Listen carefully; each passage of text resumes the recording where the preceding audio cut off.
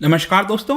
I am sure कि जो लोग स्टॉक मार्केट पर नजर रखते हैं आज उनको पता होगा बहुत बड़ी गिरावट हुई थी पूरे स्टॉक मार्केट में। इनफैक्ट निफ्टी जो है वो 400 से ऊपर अंक यहां पर गिर गया था, लेकिन आज मार्केट क्लोज होते होते आप देख सकते हो जैसे कि sensex crashes 1190 points to close at 55,822। यहां पर ओमिक्रॉन फियर्स, जो फॉरेन पोर्टफोलियो इन्वेस्टर्स होते हैं उनकी सेलिंग, ये सारी चीजों को आज हम इस पर्टिकुलर वीडियो में डिस्कस करेंगे और जानने की कोशिश करेंगे कि आखिरकार ये जो ब्लड बाथ हुआ है स्टॉक मार्केट में उसका कारण क्या है। काफी कुछ जानने को है, चलिए आगे बढ़ते हैं। लेकिन उसके पहले अगर आप यूपीएससी या फिर किसी भी एग्जाम की तैयारी कर रहे हैं तो आप हमारे ऐप को डाउनलोड कर सकते हैं या फिर studyIQ.com विजिट कर सकते हैं, वहां से सारी जानकारी आपको मिल जाएगी। इसके अलावा अगर आप एमसीक्यूज अटेम्प्ट करना चाहते हैं तो मेरे इंस्टा पेज पर जा सकते हैं, वहां पर जो स्टोरीज है आपको सभी एमसीक्यूज वहां पर मिल जाएंगे। चलिए देखते हैं एग्जैक्टली हुआ क्या, यहां पर हम इसकी चर्चा क्यों कर रहे हैं। क्योंकि अगर आज आप स्टॉक मार्केट को ट्रैक करोगे, सुबह से ही जो सेलिंग प्रेशर है वो लगातार बना हुआ था।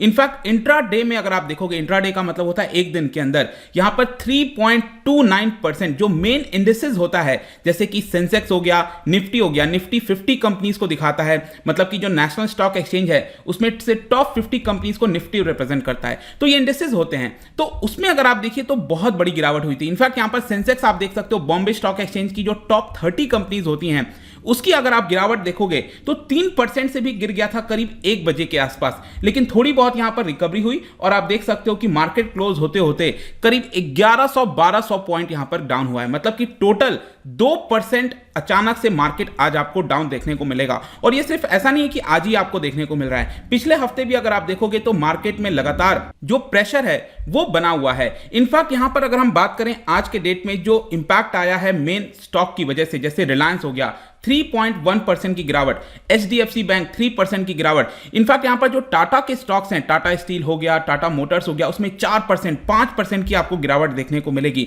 इसके अलावा अगर हम मिड कैप इंडेक्स की बात करें, जैसे कि निफ्टी, सेंसेक्स, ये क्या होता है, ये लार्ज कैप हैं, मतलब कि बड़ी कंपनीज हैं। इसके अलावा जो मिड सेगमेंट में आती हैं कंपनी जिनका मार्केट कैपिटलाइजेशन मिड कैप आप कह सकते हो, 3.8% गिरावट। स्मॉल कैप जो छोटी छोटी कंपनीज हैं जिनका मार्केट कैपिटलाइजेशन वो कम होता है, उसमें भी आपको बड़ी गिरावट देखने को मिलेगी। और अल्टीमेटली इसका इंपैक्ट क्या हुआ, जाहिर सी बात है कि स्टॉक मार्केट में अगर गिरावट होगी तो जो इन्वेस्टर्स है वो अपना पैसा लूज करेंगे। और आप देख सकते हो बताया जा रहा है कि 6.8 लाख करोड़, ये मैं सिर्फ एक दिन की बात कर रहा हूं, आज मंडे की, क्योंकि यहां पर जो टोटल मार्केट कैपिटलाइजेशन है बीएससी लिस्टेड फर्म का, देखो बीएससी मतलब बॉम्बे स्टॉक एक्सचेंज, अब बॉम्बे स्टॉक एक्सचेंज में जितनी भी फर्म्स हैं, जितनी भी कंपनीज हैं जो कि लिस्टेड हैं, उनकी आप टोटल मार्केट कैपिटलाइजेशन देखो। अब मार्केट कैपिटलाइजेशन कैसे निकलता है, मतलब कि कोई कंपनी है, जैसे मान लो एबीसी कंपनी, उसकी टोटल 1000 शेयर्स हैं और हर एक शेयर का दाम यहां पर 100 रुपए है, तो इसका टोटल मार्केट कैपिटलाइजेशन कितना हो गया, 1 लाख रुपए। वैसे टोटल अगर आप मिला दोगे बॉम्बे स्टॉक एक्सचेंज में जितनी भी कंपनीज लिस्टेड हैं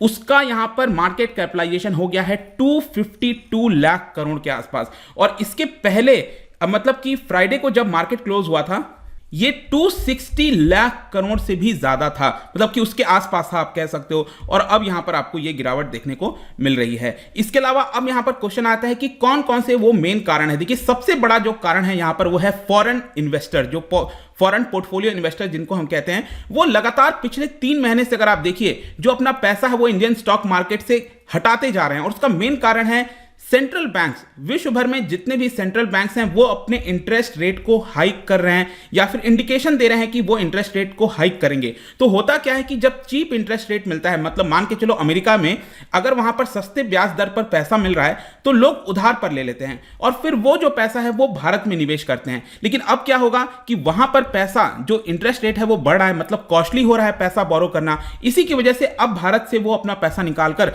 वापस अपने देश ले जा रहे हैं। तो ये पिछले 3 महीने से लगातार आपको देखने को मिलेगा। इनफैक्ट दिसंबर का आंकड़ा मैं आपको बताऊं, अभी तो 20 दिन ही गुजरे हैं दिसंबर मंथ को, और यहां पर 25,000 करोड़ रुपए ऑलरेडी फॉरेन इन्वेस्टर्स ने निकाल लिया है। इनफैक्ट अगर आप 1 अक्टूबर से लेकर अभी 17 दिसंबर तक देखिए तो 73,000 करोड़ रुपए यहां पर फॉरेन पोर्टफोलियो इन्वेस्टर्स ने अपना निकाला है, ऐसा एनएसडीएल के वेबसाइट में बताया गया।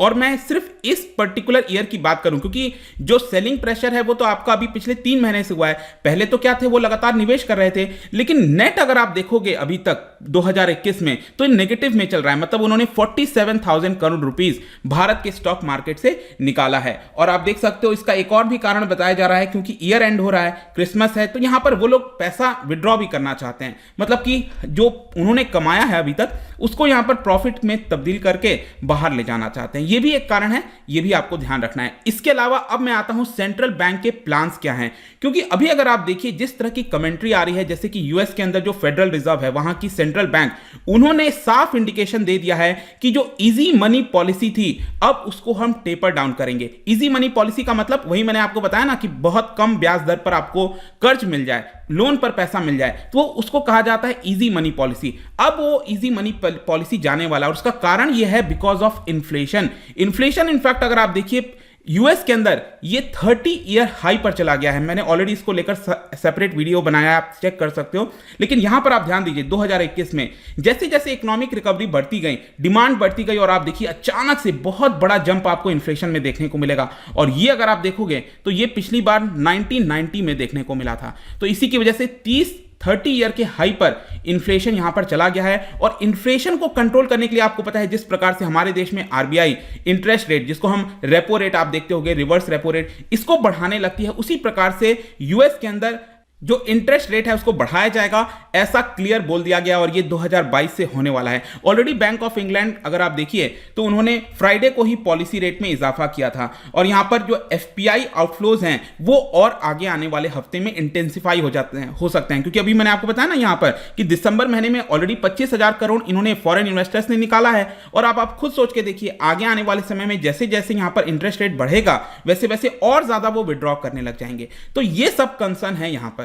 और इसकी वजह से अब होगा क्या कि इन्फ्लेशन बढ़ेगा। अगर भारत में भी ये चीज देखने को मिलेगी तो आरबीआई ने भी पिछले कई महीनों से, इनफैक्ट 18 महीने हो चुके हैं करीब, बताया जा रहा है कि जो इजी मनी पॉलिसी है उसको अपनाया है। यहां पर रेपो रेट अब अभी आप देखिए करीब 4% पे बना हुआ है बहुत लंबे समय से। लेकिन अब हो सकता है अगली जो बाई मंथली पॉलिसी आएगी उसमें यहां पर आरबीआई इंटरेस्ट रेट को बढ़ा सकती है। तो भारत में भी इंटरेस्ट रेट बढ़ सकता है, इसको आपको ध्यान रखना है। इसके अलावा जो सबसे बड़ा कंसर्न करंट में अगर आप बात करो वो है ओमाइक्रॉन केसेस का। ओमाइक्रॉन के केसेस लगातार बढ़ते जा रहे हैं। भारत में भी हर दिन आपको इसमें इजाफा देखने को मिलेगा। और इसका मेन कंसर्न यही है कि ओमाइक्रॉन जल्दी से ट्रांसमिट होता है। मैं ये नहीं कह रहा हूं कि उसकी वजह से मृत्यु ज्यादा होती है, लेकिन होगा क्या कि बहुत ज्यादा लोग अगर इससे अफेक्ट होंगे तो जाहिर सी बात है जो मृत्यु की संख्या है इन टर्म्स ऑफ नंबर वो भी आपको ज्यादा देखने को मिलेगा, क्योंकि बहुत तेजी से फैलता है। क्योंकि इसमें बहुत सारे जो म्यूटेंट हैं वो पाए गए हैं, 30-40 म्यूटेंट्स इस तरह के उसके स्पाइक प्रोटीन में आपको देखने को मिलेगा।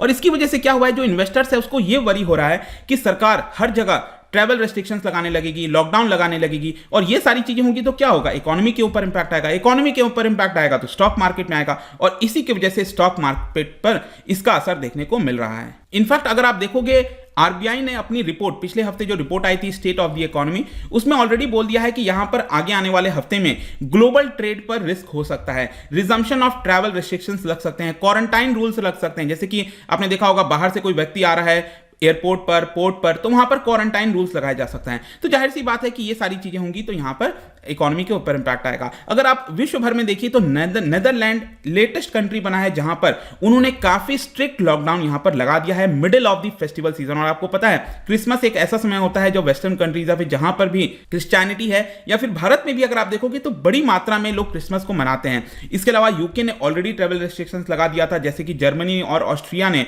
यहां पर लगाया था। और ये सब ऐसे देश हैं जो कि ऑलरेडी पिछला वाला जो वेव है उससे गुजरे हैं। वहां पर तो 4th वेव, 5th वेव वो आपको देखने को मिलेगा। अब फाइनली यहां पर क्वेश्चन ये आता है कि इन्वेस्टर्स को क्या करना चाहिए। ध्यान रखिएगा मैं इन्वेस्टर्स की बात कर रहा हूं, जो ट्रेडिंग करते हैं डे टू डे बेसिस पर, मैं उनके ऊपर ध्यान भी नहीं देता और ना मैं कोई ऐसा पर्सन हूं जो कि उनको सलाह दे सकता हूं। इन्वेस्टर्स वो होता है जो कि लंबे समय तक के लिए पैसा लगाता है, उनको यहां पर क्या करना चाहिए। देखिए जो लॉन्ग टर्म इन्वेस्टर्स होते हैं उनको अभी यहां पर अपना पैसा उसमें लगाए रखना चाहिए, मतलब कि जितना लगाया हुआ है उसमें बने रहना चाहिए। यहां पर क्या होगा कि आज अचानक से इतनी बड़ी गिरावट हुई तो कुछ लोग जो कमजोर इन्वेस्टर्स होते हैं वो नी जर्क रिएक्शन दिखाते हुए सब कुछ सेल कर देंगे। ऐसा नहीं करना चाहिए। मैं ये नहीं कह रहा हूं कि आप निवेश करिए और एक्स्ट्रा अभी के लिए, लेकिन हाँ, यहां पर जो भी आपका निवेश है लॉन्ग टर्म है, अगर आपके पास समय है 2 साल 3 साल, तो आप अभी भी बने रहिए उस समय, क्योंकि अभी भी अगर आप देखोगे तो इंडियन इकोनॉमी ब्राइट साइड पर है। आप याद कीजिए पिछला जो फर्स्ट वेव था उस समय कितनी बड़ी गिरावट हो गई थी, ऐसा लग रहा था कि क्या स्टॉक मार्केट कभी खत्म।